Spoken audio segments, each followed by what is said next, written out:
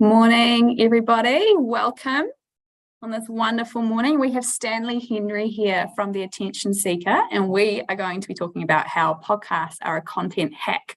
It's a really cool topic, and thank you everybody for joining us.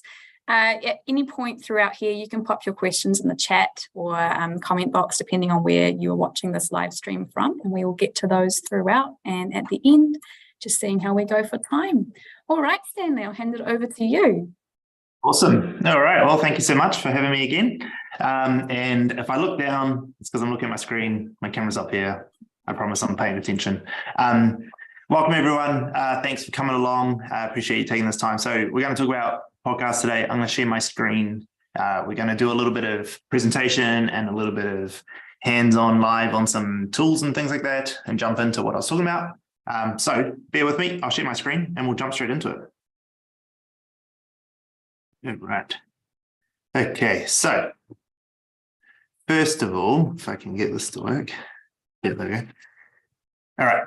So why podcasts? So today's conversation is going to be all around why you should start a podcast, why they're still relevant, why they still work really well, but also most importantly in the title of this presentation is why they're a bit of a content hack for those of us struggling to make content and need a way to be able to do it a little bit easier. So there's a few things we're going to cover. So these 4 things we're going to tick off. So using it as a content pillar, having podcasts be that content pillar for everything else that you do, the simplicity of it and not overcomplicating these things, how you can use it from a lead gen perspective and some tricks and hacks there, and their organic virality at the moment. So how they go organically viral, which is a lot easier to do than trying to do skits and conversations and talking heads yourself. Podcasts have a natural way of hooking a viewer's attention. So these are 4 things that we're going to go through today. We're going to stop and go back and forth, ask questions along the way. I'm going to speak. I'm going to try to explain as much as I can as I go, but I always know like there's the curse of knowledge, that there's things I know that you just don't know, and then I'm going to gloss over them and assume that you do without even realizing I've done that. So if there are things that you just go, what the hell is this guy talking about? Put them in the chat. We'll stop. We've got plenty of time today to get through all of this. There's heaps of time on the clock, so we'll get through it all, no worries. And so we want to talk about it. How can you practically go away tomorrow and start producing your own podcast? So before that, let's jump into it. First up, content pillar. So to explain this a bit before I share my screen and show you a few things, when you talk about podcasts or when we talk about long form content, it doesn't just have to be you interviewing someone else or whatever it might be, right? Like podcasts is like these days just used as a stand-in for long form content. You know, when we say long form, what we're talking about is things that are like 45 minutes to like an hour and a half, potentially longer. You know, some of the most famous podcasts in the world are like, say, Joe Rogan. Joe Rogan's famous for doing 4 5-hour long podcasts. This webinar in itself, what we're doing right here today is essentially the same as a podcast, right? It's someone talking for a long period of time that there's a lot of content inside of it that you can chop up. So when you're thinking podcasts, like expand your thoughts around it a little bit. Like it doesn't just have to be 2 people interviewing each other, you know, in some boring fashion about a boring topic. Like it can be all sorts of stuff. Some of the most viral podcasts that are out there at the moment are just people having a laugh, like telling jokes or talking about certain things. And like a lot of people will go, well, my business isn't really like that. We don't do this. That's fine. Just find something that works for you and your business. What the idea about this though is that you have one long form piece of content that can be turned into many other pieces of content. And it's this trick and why we start here that makes this the content hack. That by doing an hour or 2 hours of recording, you can produce 40, 50, 60 bits of content if you really want to. And there's ways that we can do that. So that's what we're first going to talk about, content pillars. So what I'm going to do is I'm going to share my screen and show you a little bit about one of the podcasts we run. This isn't one that most of the people who follow me on LinkedIn ever get to see because it's for a different audience on a different channel. But it is still a podcast that we've been running for 6 months or so now. and how we distribute it across different things and the type of content that we make. So I'll quickly do a new share, and I'll share that there. Let's share. Is that sharing my screen now? Are you seeing YouTube? Yeah, cool, perfect. Okay, so this is my YouTube. We've only been doing it for about 6 months in this particular case, but what we have is there's a podcast called Stansplaining, which pretty sure you can guess where that name comes from. It was me meeting a bunch of creators and essentially mansplaining to them about how to monetize their brand. I can't help but when I hear people, their situations when it comes to business or creation or content creation, anything like that, to throw my 2 cents in. I'm known for it. It's just I can't help it. And so I kept meeting these young creators who'd come in and see us because of our, TikToks and things like that. And they'd come and see us and they'd ask me all these questions and I would start stansplaining to them on how to do things better. And then we thought, why don't we turn that into a podcast? Because other people would want to hear this information. It's good stuff. And also these people are amazing creators. And, let's be honest, we can leverage some of their brands ourselves to grow our brand even further. So we created the podcast. It's called Stansplaining. I get to meet all these amazing creators across New Zealand at the moment. And we make a podcast. Now, it's real simple. We have this, I'll click into it. So we've done, I don't know, heaps, 20, I don't know, it's about 20 podcasts in there at the moment.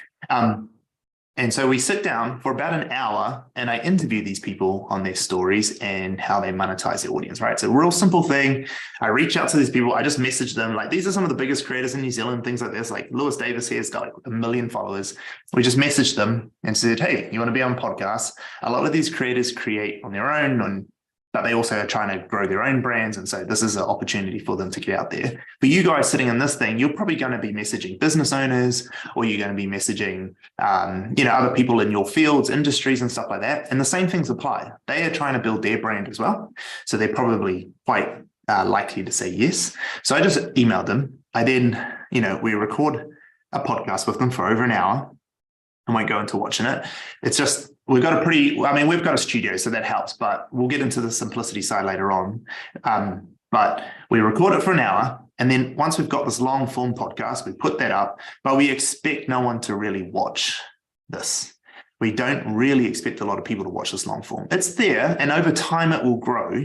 And if any of you know, say like Luke Kimmy's from Keep the Change with his podcast, he's been doing it for years now, 600 episodes, something like that. He's got 30,000 people listening to his podcast. So over time, it does grow into something really big if you're consistent. But the main thing that we do it for is for the short clips. So out of that 1 hour, I have one of my staff who sit in the room, and you might not have staff to be able to do this. So it might be something that you'll have to replay yourself and watch back the hour. But they sit there throughout the conversation, and all the bits that they think are good, they put a little timestamp. They write down, okay, at 4 minutes, they said this thing. And so they write down all the times that good things come up. And then they go away and then they edit them. And now a lot of people might get a bit like, oh, I don't know how to edit. I don't know how to do any of this stuff. And we'll get into how to do that really easily. It's not as hard as people think. There's also some AI tools that we'll talk about that make that way easier these days. So they take these short clips and then they distribute them across all the platforms. So here's TikTok. We also put them onto YouTube, as you would have seen just before. It goes up here. So we've got the short clips here as well. But on TikTok, being the, short form platform, it's where we get the most viewership. Some of them don't always take off, but we had 34,000 here with Luke. Well, that is Luke Kim. He's actually from Keep the Change. He's a pretty big creator these days. And we have all these trailers, 65,000, 17,000. These videos are going really well on TikTok because people like this sort of podcast content. So that's the first thing, right? So we got this big long form, take an hour, we recorded it, we put that on YouTube. We also took the audio of it and we put that onto Spotify. And so I'll quickly just Spotify. We put that onto Spotify as an audio podcast. Right? Because a lot of people listen to podcasts via audio, or they listen to the long form as audio because it's too much for them to, sit and watch and sit in front of a, thing for an hour. But on a commute, if you live in Auckland, most of your commutes are an hour anyway. So you can easily listen to that. I'm not logged in here, so it's not going to find my podcast too quickly. I'll find it soon for you guys and I'll show it on a different screen. But you got an audio one and you got a long form one on YouTube and on Spotify. So already one recording, 2 bits of podcast, 2 bits of content. Then we chopped it up and we've probably got 7 or 10 short clips. In our business, the way we do it is try to find 7 clips because we do a podcast every single week. Or put one out every single week, which, I get it that I have a team to help me produce that. So that's a pretty fast cadence for us to be able to do. But we produce 7 clips out of that every week. So we've got 1 each day while that clip's live. But there's probably another 3 to 5 clips in those hours, maybe even 10 inside that. There's probably 20 in total if you really try to push it. So that's now 10 clips. The next thing we do is there's clips like that will go off. So we'll have that's the wrong one. We'll have one of these clips, like say this one of Luke Kimmy's, that went off the other day at 35,000. We now know that topic is something really interesting for people to listen to, right? This particular one is about betting syndicates and how he started his and all that. So we could take that, transcribe it, write a post out of it and put that onto LinkedIn. Right. And so now we've got some written content for LinkedIn based around business and things like that. So now you can start to see a lot of people know this if you're here listening, is that you can start to see that there's lots of ways you can chop stuff up and do it. 90 minutes, we cut it, we'll keep the long form as it wants it to be. Okay, cool. So I've been answering George's question as we go anyway. But yes, so we keep cutting it up. So you're starting to see now that there's lots of ways that we can reduce this in. The next thing that we do is we write a newsletter. So if we jump on here, we got a bunch of messages there. If we jump in here on my LinkedIn and we go into my newsletter. So on LinkedIn, there's an option to have newsletters. We're not really going to go into newsletters today. That's a whole nother hour session. But inside these newsletters, we share the podcast as well to LinkedIn. So this is the only way LinkedIn sort of gets to see it. We share it there. And sometimes the discussion that happened in that, we'll talk about it in the newsletter. So that's another way you can do it, a bit of like a long form discussion. Like say, for instance, you're interviewing, let's say you're an accountant and you're interviewing a manufacturing business, and there's this really interesting problem that the manufacturing business overcame inside their business. And there's a lot of lessons there for other people to learn. You could take the key points of that conversation and write a really simple article out of it. Now, the beauty about today is that we have AI tools to help us do things like this. So you could take those, like one thing you can do, which we've definitely done, is you can take that video, you can go to an AI tool online, like there's heaps of them, Descript, Premiere Pro can even do it inside of it. I mean, TikTok can do it inside of itself, CapCut, where you can take the audio and get a AI generated transcript. So you get all the audio written down as text. You can take that text, you can put it into ChatGPT, and you can say, write me a 700-word article based on this conversation of all the key points, and make it a beginning, middle, and an end, right? And it will, within seconds, take the thing that you did using the language you spoke of and write you an article with it, right? So that's another really good way, is that now you can release it as a 700-word article that doesn't take an hour to read. It only takes, 7 to 10 minutes to read. So people are more likely to do it. Shane, hey Shane, upvoting Descript, it's fantastic. Describe is terrible. It's transcribing my voice. Is that what you use? We use Premiere Pro, Alistair. We use Premiere Pro to transcribe. The reason why, so the AI tools that you use, some are trained on more models than others. Descript's very good. I do see it working quite well, but for me, Premiere Pro seems to be the best. So any of those of you who do use Premiere Pro, I would suggest to use that. However, CapCut, which is free, it's an app that's made by TikTok. You can get it on web browser as well. Its transcription tool is pretty damn good for a free piece of software. So CapCut, CapCut, it's a free piece of software. There's a desktop version, and it's browser based. Free. So transcribing, and then what you can do with that is, like, let's say you got a 1 minute clip, like let's say the one I showed you of Luke Kimmy's. I can take that little 1 minute clip, transcribe that, clean it up, turn it into a LinkedIn post as well. So I think everyone's starting to understand the picture here about what you can do with a podcast and how many different posts you can make out of it. One piece of content, if you just think about it, can turn into 30, 40, 50 bits of content, which means that as a small, I guess, creator, you can make one podcast every month and have enough content to go out daily, right? Which for a lot of people, they're struggling to do one post a week.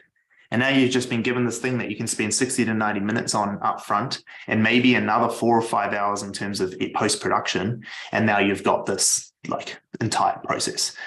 And there are some tools, like there is we use a tool called Aotearoa. I'll just put that here for everyone to use before I have a look. You do need a Premiere Pro subscription.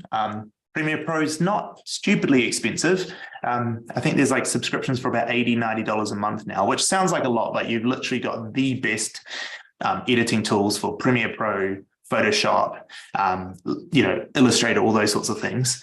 And you put this Aotearoa in, and it does a few things. It does multi-camera editing. So you can put in, if you've got the cameras, you can put 3 different cameras in, and it will sync them all, and it will cut back and forth between speakers all automatically, all using AI. It's magic. My team use it now, and they realize that they're about to put themselves out of a job because it's so good at what it does. Social clip creator. So it also allows you to automatically create clips for social. So it does this within seconds. And then because it's already in Premiere Pro, if you need to adjust it a little bit, you can. And jump cut edits as well. So it's just based on footage and stuff. So helping out with the edits. So to sort of wrap that up a little bit, and we can dig into some AI tools later on. There's heaps of them to use, but I want to make sure we keep moving. Taking this long form content and turning into lots of others is why we think it is such a good content hack. The struggle that a lot of people are going to have is finding out what to do a podcast about. And a lot of people try to align it with their business too closely without thinking about what does their audience actually want to see. Their audience doesn't necessarily just want to learn about how accounts are done if you're an accountant, right? They want to know about people. They want to know stories.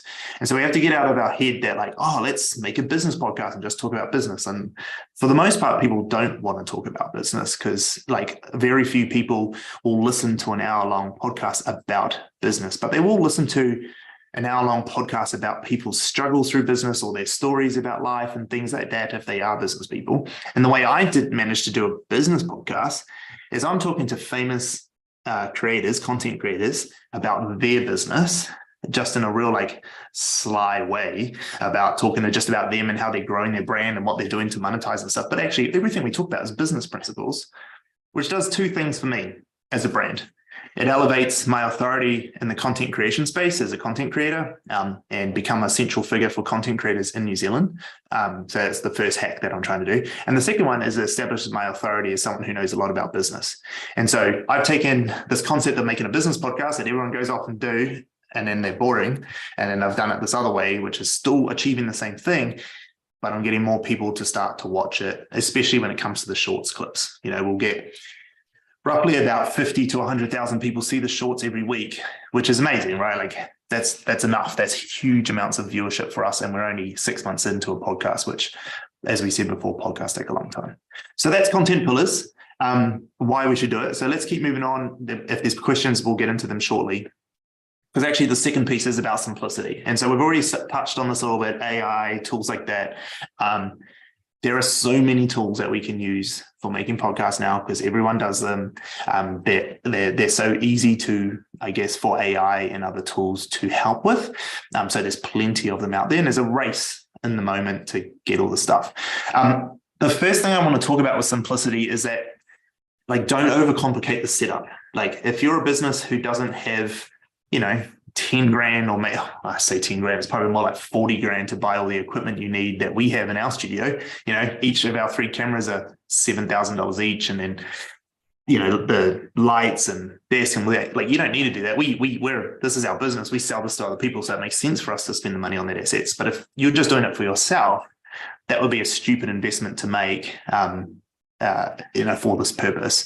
And even if you did have that revenue, you're still probably better off paying someone else to then go do it. So what you need is a phone. Like, that's it. You just need a phone. Like, don't overcomplicate this. Most of the phones that you guys have can shoot in 4K, can shoot in 1080 is enough anyway for socials. just set up your phone, get a little stand, you don't need a big fancy tripod, just get a little stand. You can buy them off like AliExpress for $15, maybe less. I mean, we bought a bunch of stands from AliExpress for like $4 each. You don't need a lot of money, and just use your phone. If I was to do anything, if you were to spend any money on anything, it would be microphones. Microphones are the one thing that I would invest in if I would, and you don't need to spend a lot.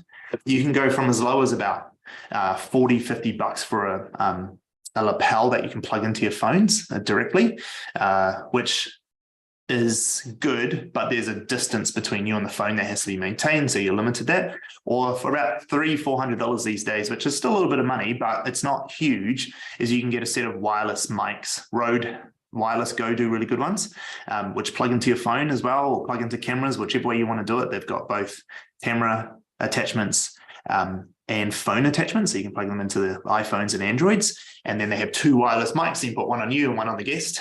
That's simple, easy way to do it. Otherwise, from that, if you're going into podcasting mics, they start to get a little bit more expensive. I think the cheapest ones start about $200, plus you got to have stands and arms and things like that. But what I'm saying is, if there's one thing you're going to invest in the setup, make it the microphones. So first of all, that's the first bit. Don't go crazy on equipment. You don't need all the fancy stuff. Like, you just need to get started, and you just need to start doing them consistently. So that's the first thing. The next thing is a tool that I think is amazing. It's not the only one. There's other ones out there, but it's a tool to do virtual podcasts. Now, a lot of people look at like podcasts and I see people in a studio or see them in person and stuff like that. But like, you've all also watched all the virtual podcasts that people do, right? And there's lots of examples of very successful virtual podcasts. And what I mean by virtual podcast is that it's essentially this. It's a Zoom call with someone else. You record it and then you post it. Now, the issue with Zoom calls is that the quality of the cameras and video and all that sort of stuff is limited by internet speeds and things like that. And so you don't always have great quality content come out the other side. So instead, there are tools like, let's share my screen, Riverside. So Riverside, there's plenty of them, right? But so Riverside.fm is the one that we use. And what these tools do is it allows you to have a Zoom call essentially, but it's inside the Riverside studio, which does 2 things. It keeps a low quality connection with your live stream with your guest, which means that you can still have the conversation that's going well. But in the background, what it's doing is it's taking the high quality, non-compressed video source that you have and audio, and it's uploading it to the cloud, to the Riverside cloud in the background. And so what that means is that, yes, you can still have the conversation and go because it's low quality, it's not ruining the internet, and it's going to flow really easily. But in the background, there's a high quality being uploaded, which means at the end of the podcast, sometimes you need to leave the browser open. You don't have to be on the call, but you need to leave the browser open for it to finish uploading, and so does your guest. But you get a real high quality video afterwards. Now, we haven't used ours in a while, so all the podcasts that I've got are gone into hibernation. I tried to restore one. I didn't realize it takes 12 hours to restore. So I'm only 3 hours into that. But what's really cool about this product is that you can have multiple studios. So there's multiple studios in here. So I can have different ones for different podcasts or whatever. And then inside of it, I can have a bunch of different episodes. And then the best thing about this podcast tool is that it then helps you do all the editing in it. So you can tell it the timestamps that you've taken for, like, at 4 minutes, we said this really good thing for a minute, and you can edit inside of it because it's all in the cloud. So you don't have to have good, strong computer. You don't have to have like editing software or any of that. And what it does is it takes, like, if you look at these, they're a bit blacked out, but if you look at these clips, when you're inside of it, there's a side-by-side face for landscape. But if you're making it for social content, it can switch it to be the faces on top of each other. You can make it for square format, and you just click a button and it just does it all for you automatically. You can put different borders around it, different things. So it just takes like all the guesswork out of like how to edit. So like if you don't have the capacity, you don't have the team, the resources to hire editors or whatever, this tool for like, I think it's like $25 a month. It's something crazy. It's nothing in the scheme of things. So much so that we haven't used it in 2 months and we just didn't cancel the subscription because the headache of having to go get it later on. But it's so easy to use. So for those of you who are looking like you don't want to maybe go and meet people, but you might want to talk to people globally because it's a podcast. You don't have to just talk to people in New Zealand. You might not have a bunch of camera equipment or want to get camera equipment or anything like that. Whatever reason, this is a really good tool to be able to do that. It then allows you to do all the quick editing and things like that. So you've got all these short clips. So there's tools like this everywhere. And if you start researching like podcast AI tools and stuff like that, you'll find them everywhere. And the next tool I want to talk about is a tool called Repurpose. Again, many tools out there like this. But this particular tool, what it does is you create one piece of content and it publishes it across all of your platforms, okay? Which is awesome when you're somebody who doesn't have the resources to make individual content for every platform, but it can still make it look like it's made for each platform. So in this example just here, I zoomed in a bit too much. This is like sort of a picture of what it looks like. What you've done is you've gone and taken this long form YouTube and you've posted it to YouTube, right? And then what Repurpose does is it goes, oh, hey, Stan's planning episode just got posted. Let's take that. Let's auto cut it up into small things based on our AI that we have. Let's create this template that Stan's chosen and push out some to Instagram Reels and TikTok. And then let's push out some other formats that look a bit different to Facebook and LinkedIn. So now we've got all this like automated content going out without even having to do anything. We've just gone, I've made a podcast. It took me an hour. I didn't edit anything. Like if you ever have watched Keep the Change from Luke Kemmy's, who's 30,000 people an episode watch his podcast. It's an amazing podcast. He doesn't edit anything.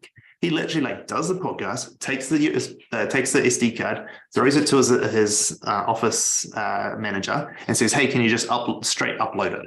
And they just upload it. They don't even look at anything. They just upload it because he's been doing it a while now. He just does it. And if you were to do that and using Repurpose, it would go and make you 20 bits of content and put it across 5 different platforms without you doing anything else. So you literally had one conversation for an hour and your content's done for the month. And all the settings are in there that you can edit and change everything. So it just makes making content stupidly easy. So if you want to have a look, Repurpose, there are like with everything in life, and especially in SaaS products, there is multiple people doing the same thing. So never think like Repurpose is the only tool. We're obviously not sponsored by them or trying to push them. It's just the one that we use. It's super effective. It goes across all the platforms. And essentially the way it works, it has an input platform. So you choose the platform that you're going to upload to. And the case that we talked about, it was YouTube. And then it goes, cool, we'll do all the stuff and we'll put it across these platforms that you've told us to put it across. Super basic, super easy. Is it the way that you'd continue to do it forever? Probably not. You'd probably get a little bit more bespoke and a little bit more specific to each platform, but you don't need to worry about that at the beginning, because at the beginning, you just need to start building an audience. And to do that, you need to put out quantity of content. You know, like if you think about, I keep going back to Luke Kemmy's because he's fresh in mind for me at the moment, but like if you think about the way he's done it, he's just done a stupid amount of episodes over a short amount of time, which built his audience as large as it has. If he had like a lot of people like us, for instance, we're doing one a week, which still seems like a lot, but for him, he was doing more than that. And for some people, they do more. The more you do, the faster the audience will grow. So if you're able to then post-produce everything faster and make more content out of it, your audience will just grow faster. It's as simple as that. Like the more you do, the faster it'll grow. Of course, there's an element of quality. The better the quality, the better the conversation, the better the clips, of course. But usually at that level, all that's really the differentiator is how much are you putting out? How consistently are you showing up to people? Because I'm assuming that if you're going to make a podcast or you're going to make a story about something, you know what you're talking about, or you're choosing a topic you know a lot about. So, and if you're not, that's probably the first step, is go back to making sure you pick something that you do know a lot about, or that you are very interested in, so that the conversation is a good one. So in terms of that, in terms of simplicity, some key things to think about there. Don't go overcomplicated on the gear. If you're going to do it in person, keep it to your phones if you need to. Don't spend a lot of money, especially when you start. like 90% of podcasts don't get past episode 10. So don't go spend 20 grand on equipment and then do 10 episodes and then just have all this equipment. Like just start it, see how it goes, work through it. It is simple, but it is still time consuming, and people let it go and they don't keep up to it because they start getting too scared to ask people to come on, all different sorts of reasons that they get inside their own head about. So don't go up front, spend a lot of money, just keep it simple. Use things like Riverside if you want to do it virtually. As a way to make it easier for yourself. Use as many of these AI tools that you can do, like Autopod or Repurpose or all the other plenty ones out there. There's heaps of them out there now. ClipGen, that's another one. I don't know, I think it's ClipGen, CLIPGEN.io, I think it is.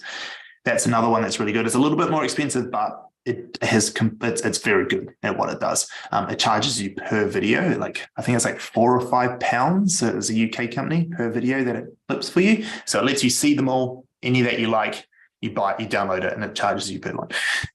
So anyway, that's simplicity. It's not hard. It doesn't need to be hard. Don't overcomplicate it.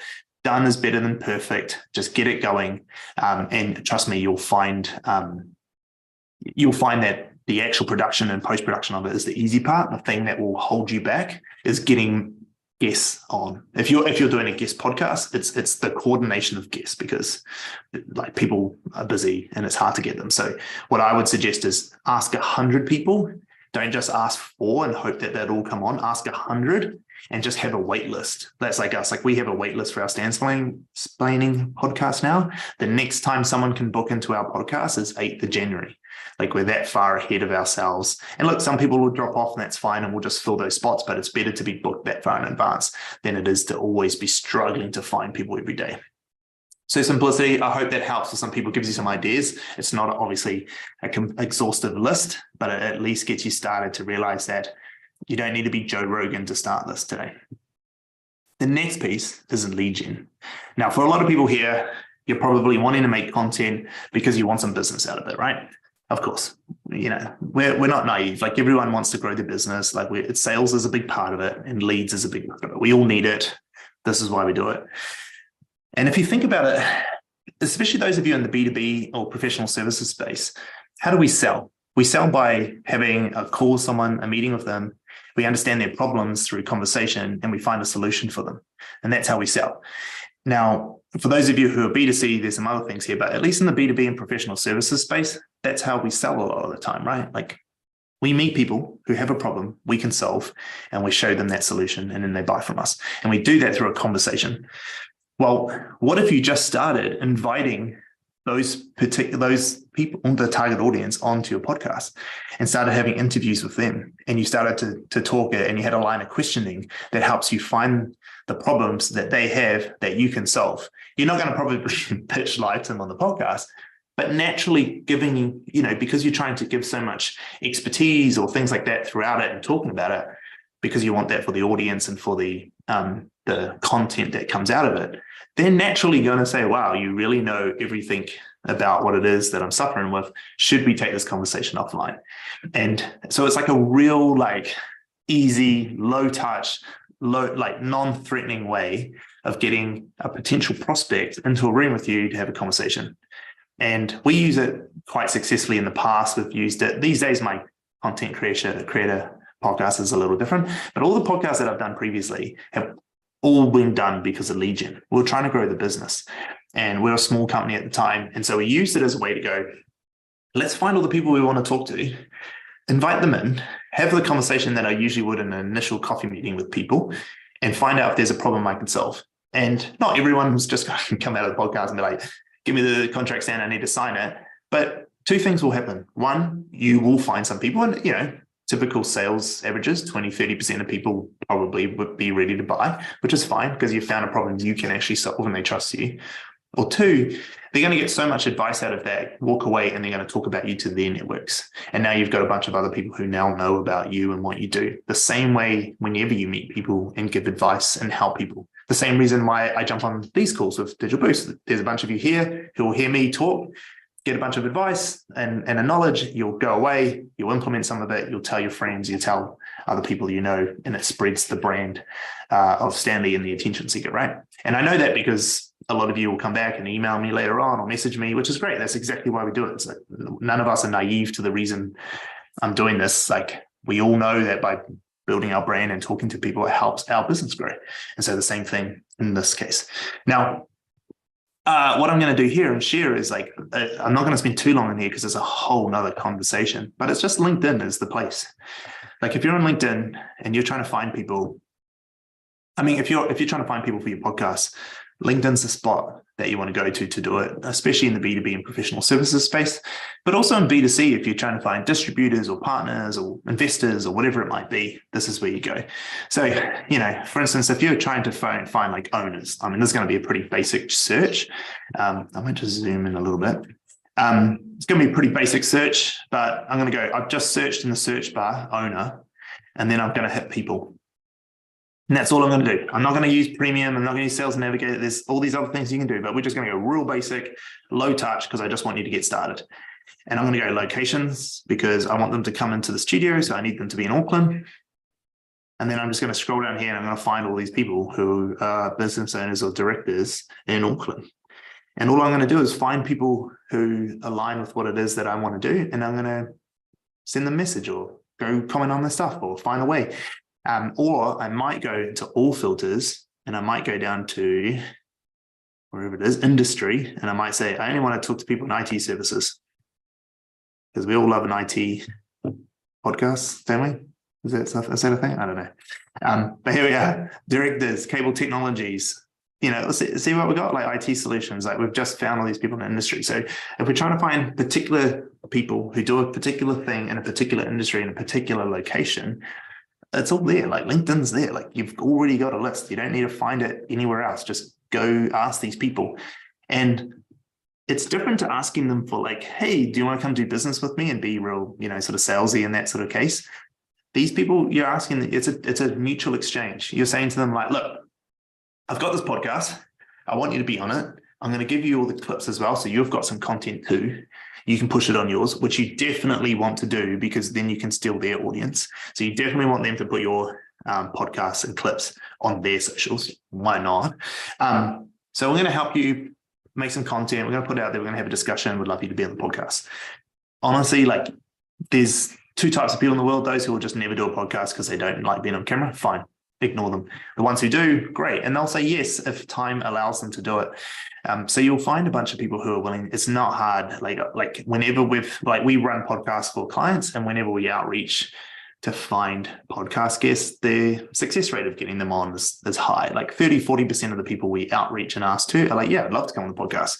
And as the podcast grows, the more and more of them say yes. Because they're like, yeah, I've seen it. Like, oh, I've been watching it on TikTok or I've seen that. And so you're more likely to get yes, which is the same with Stansplaining. We did, I think, 10 episodes or so. And then now whenever I message any of the bigger creators in New Zealand, they're like, yeah, man, I'd love to come on. Thanks for asking. Because they've now seen it and they know it's something. It's not just some like random dude putting a podcast and trying to hustle out these guys. And I think it helps with us because we have the attention seeker. So going out to big content creators, we also are big content creators. So that helps. But for you guys in business or business people or whatever it might be, you're peers, right? So you're equals. So it's not one's leveraging the other. When the power dynamics switch the other way, it is sometimes harder to find those guests. So you need something. Like if you don't have a big brand or a big audience and you go and try to get all the top CEOs in Auckland to come on your podcast, like you're going to struggle because the power dynamics are not there. And until you've got a big audience that they respect or want to be in front of, it's going to be harder. So don't be silly to go after the big guys straight away or people who are really experienced, but definitely start with people you know, clients, friends, family. Start there, start to get some episodes going under your belt, and then just start doing outreach to regular old folk just like yourself, like who are no different, all the peer group that you work with who are potential target audience. So super simple. It's not hard to find, but it is a great lead gen tool. I know all of you, especially in the B2B services, professional services, or even B2C looking for, like I said, investors or distributors or things like that. The way those deals are done is through conversation. What a podcast is, well, most podcasts is a conversation over a period of time that you can have with these people. And you get to do the line of questioning because you're the podcast host. So you can direct it in a way that helps you uncover problems that you can solve. So I hope that makes sense. And then lastly, organically viral. So in the background here are some pictures of clips that we've done on my one. And between all of these, I think there's 200,000 views between these 4 videos. Now, without like trying to brag or anything like that, like that's a lot, right? And it's not about bragging and saying, oh, look at all my views. It's that podcast content is like culturally fit for a lot of platforms these days. Like people get it, people understand it, people understand the format, and people love hearing good stories. And so whenever I talk to people about making content initially, or like, oh, I want to start making content, Stan, like, can you help us, blah, blah, blah. And they have no ideas of what to do. Like they're really stuck for like, what sort of things should I do? Should I be doing written posts? What sort of photos? If I'm going to do video, what should I talk about? And all that. And like, they really get inside the head. And most of you listening today will probably understand that feeling. Like you're probably like, I want to make content. I just don't know what to make it about. I need ideas. And that concept of like, what is the content idea is the big hurdle that we always face to start with. But when you make podcasts, and you've just seen how easy it can be if you follow the steps, you've got this content style that we already know will work because it has proven to work time and time again with lots of different people on lots of different formats and lots of different mediums. So you've already got this particular thing. Now, the trick to making it go viral is that you pick out the bits, not necessarily with the most value, but the most clickbait, like the most things that trigger human connection or human, what's the word I'm looking for? It's like where something is like fundamentally the human condition, right? Where every single person understands it. That's the trick. You want to make sure that the piece in the story that you're clipping out to show everyone starts with something that is fundamentally human. Now, that's all good and well to say, but what the hell does that actually mean, Stan? Well, it's things like the one on the right here, who's Lewis Davis. In this particular clip, there's a few things that go on, but the key message at the start is talking about him being a father and him moving his family up north to get more time with his family. That is a fundamentally human thing that we all go through. If you're a father, you understand that you want more time with your children, but how do you do it? How do we get more time when the world is constantly asking us for our time as well?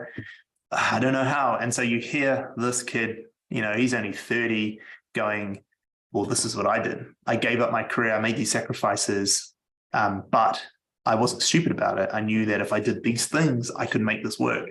And I gave myself a 2-year runway to be able to do it, right? So he gets into this like really fundamental thing that we all want, which is time and time with our loved ones. And he gives you a way to do it. So of course, that's going to go off. Of course, people are going to listen to that. But how many of those stories do we all have? How many of the things that we do in our business that you guys just do daily that you realize that I do this because it helps me do this thing? And it's something that all humans want, That's the piece. In the Luke Kimmy's one, and his one that went off, he was talking about betting. And they have a horse racing syndicate, and he's talking about betting large sums of money. Now, there's a couple of things there that are fundamental. Like, as much as people maybe not like to hear this, gambling is fundamentally human. Like having games of chance is a fundamental human condition thing. Like we've had games of chance in all of history. We all know this. We don't necessarily all have want to talk about pokies and gambling and casinos, but like games of chance are a thing. So humans love games of chance. They love the opportunity to win something for a little bit of something. And then when they hear this story, the next piece that's fundamentally human is the amount of money that they were betting.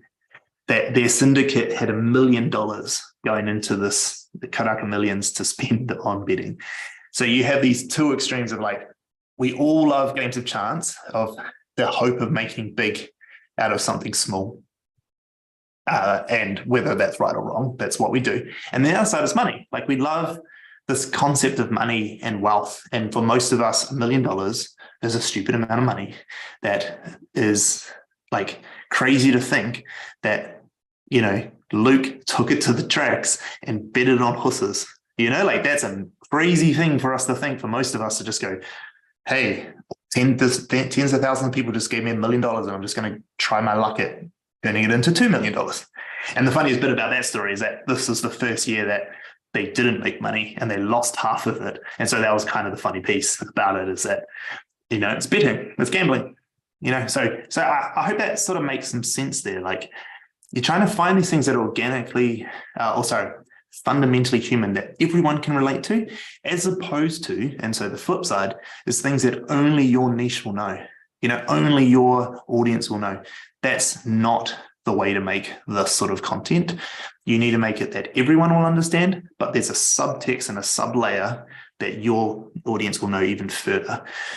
So if we take it in like Lewis Davis's point of view, where he was talking about being a father and finding time for his family, everyone understands that. Everyone has loved ones, everyone has family, everyone has friends, and everyone wants more time. We all do. Fundamental truths. We all have that. We're all the son or daughter of someone.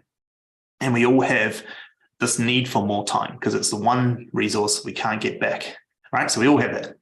But as content creators, they're going, well, how do I make money in a way where I can do that? I can see how a lawyer can do it, or an accountant can do it, or a business owner. But as a content creator watching that, they're like, man, I need to listen to more of this because I'm a content creator too, and I relate to him and I want to know it deeper.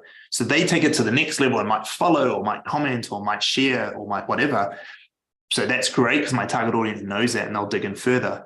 But I will find that target audience because everyone watches it. So because 60,000 people watched it, the 100 people I was trying to find all got to see it. And they will then take action, like, follow, comment, engage, whatever it might be, which helps build that audience. Does that make sense? I hope for everyone, is that the reason you're trying to go organically viral is that you're trying to cast a wide net so that you find the people that you really want to speak to, and then they will get and understand the content further. And the good bit about it is that you hadn't even had to really try, because the guests you brought on, by answering questions, they've told you a story about their own life, which lots and lots of people will understand, because humans aren't that unique. We're not that different. We all have similar and share similar stories. So I guess we're out towards the end and coming to some questions. I hope that was good. I hope that gave you some insight. That was amazing. Thank you. Thank you. Okay. This is a really good time, guys, to pick Stanley's brain and pop anything in there that you want to. It was very, very cool.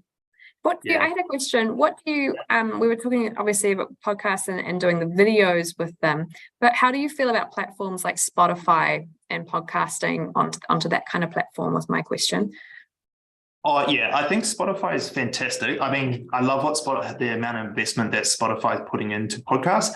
So they have a platform called Podcaster for Spotify. It used to be called Anchor.fm.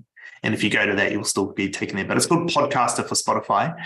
And it allows you to upload podcasts free of charge to Spotify, but also you can link in Google Podcasts and Apple Podcasts, and it'll distribute it to those two. The reason I'm so big on audio, I think you should be putting on Spotify, is that from a behavioral point of view, most people will listen to a long form podcast, then watch it. Like I listen to a bunch of podcasts, but I won't necessarily watch them on YouTube.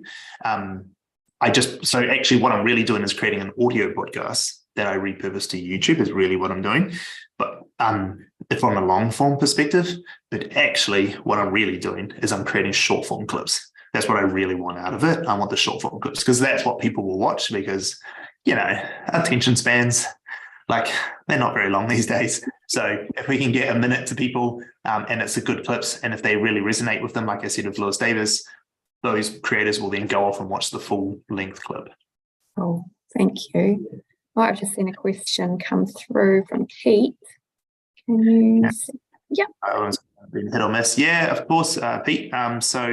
The best way to do that is ads. So you can't organically make it go to the right people. The way to do that is to make sure it resonates with that audience and that it is something that they actually care about. You need to do that first anyway before you go and put ad spend behind it. But it's not that expensive to run ads to your target audience for something like this, because, if you think about it, if you know the target audience, like a CPM, which is a cost per 1,000 views on most of these platforms, Facebook, YouTube, TikTok, whatever, it'll run you about $10, give or take some money, right? $10 to get 1,000 people to see it is not a lot of money on a clip that you think could resonate with them. So, and actually, you don't even need a lot of knowledge on how to run ads these days, because like Facebook's ad platform is so advanced. Like it's putting if you're starting a digital marketing agency today and you're trying to do CPC market or like conversion marketing and stuff like that, you are done. Like Facebook marketing is so advanced now that you don't even need to do that. If you're an established marketer, fine. But if you're trying to start out today and trying to do Facebook ads for people, it's just not necessary. Facebook's ad platform is so advanced. You can just go, these are the people I want, or I want people who watch this stuff as well. I like this podcast over here is similar to mine. I want all those audience watching mine as well. And it'll just do it. It knows better than anyone can ever tell it what to do because it's got way more data than a human can have. And it will only cost you like $50 to get 5,000 people who are that target audience to watch it, which is not that expensive really if you think about like how do you get to 5,000 people? That's a massive number of people. But where people go wrong here is they make a piece of content. They go, I want these people to see it. So I'm going to pay to get them to see it. But you made a piece of content that they didn't want to see. And so, yeah, you get the views, but like, let's say it's a minute clip. If you go and watch and you go look at the retention time of that audience, it's like 2 seconds. They got shown it, but they got shown it for 2 seconds and they skipped on past because they're like, this wasn't for me. It's an ad. I can see it's sponsored. I'm going right past. So I always say, before you go and push the content onto people, you need to find it organically anyway. You need to find that you can get it, that audience. It's the content that they want. And with today's platforms like TikTok and Reels and YouTube Shorts, their algorithms are designed to find people who want to see your type of content as fast as possible. They know that that's how they're all built. They are incentivized to find audiences as fast as possible so that you keep producing content, because if you keep producing content, then there are the big companies who will come put content in between it, which they call ads, and pay them lots of money. So it's in their best interest to get your content to the people who want to see it. So don't think the algorithm's playing against you. Like these days, the algorithm, if you're making the content that people want to see, it will find them. Like, trust me, it will find them. And if it doesn't, then your content sucks. And sorry, like you just need to make better content. And I think that's a good litmus test though, because like we use it as a business. Like we can't lie to our customers. If we're getting 200 views on a video, we're like, oh, sorry, the content we made is crap. We need to change this. And which happened recently. Like we went through this whole onboarding, us and the client, we all agreed this is what we're going to do. Everyone was happy with it. We did it. The audience didn't resonate. They bombed. We did a week of those posts and we knew we're changing. You need to come in. We're going to refilm. We're going to go again at our cost, not the client's. We redid it straight away. First video, 1,500 views, 2,000 views. So we figured it out. So you can't lie. If the content's bad, it won't get the views because your audience doesn't care. And until you get to that point, don't put ads behind it. Yeah. Hope that helps. Yeah, that's really good advice. There's another. Oh, thanks, Pete. Thanks, Pete, for your question. Yeah. Awesome. Any more questions, guys, while we have Stanley here? Otherwise, we'll start to wrap up. Do you have anything else, Stanley, that you want to finish up with? Yeah, I'd say that the last point I would say is that if you're wondering what to do, like what you should do as a podcast topic or whatever, the first thing I tell everyone, no matter what you do, is go consume some podcasts. Like how many podcasts do you actually watch? How many clips do you actually watch? Go find some and consume them. And what that will do is it'll start to, you're obviously all smart people. You obviously got businesses and all those things. You're smart people, you'll figure it out. If you watch enough and you be deliberate in what you watch, you'll start to learn. You'll start to go, I see, they did this clip, they got 100,000 views. Why did it get 100,000 views? Well, the topic of conversation they're talking about was so fun. I related to it, and I don't even care about the content creation world, but I do care about getting more time with my family, right? So that's something that I would say is consume. We got to know on any one-person marketing teams who also cover other areas of the business. Holly is AI. Like seriously, the AI tools are just outrageous. If you aren't sure on what AI tools, we've gone through a few here, but like the way we learn about AI tools is from TikTok.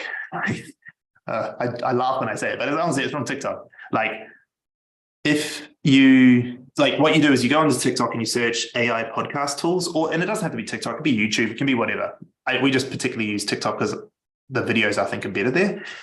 But you go on there and you search for the topic. It's like AI podcast tools, and it will be just, 20 million videos on what are the best, and most of them are repeated saying the same stuff because they all copy each other, but like just click on the first one, watch it, and just scroll for a bit. And what it's going to do, Holly, is like show you all these ways of creating content really fast and really easily, so that it only takes you maybe 3 to 4 hours a month to make a whole month of content.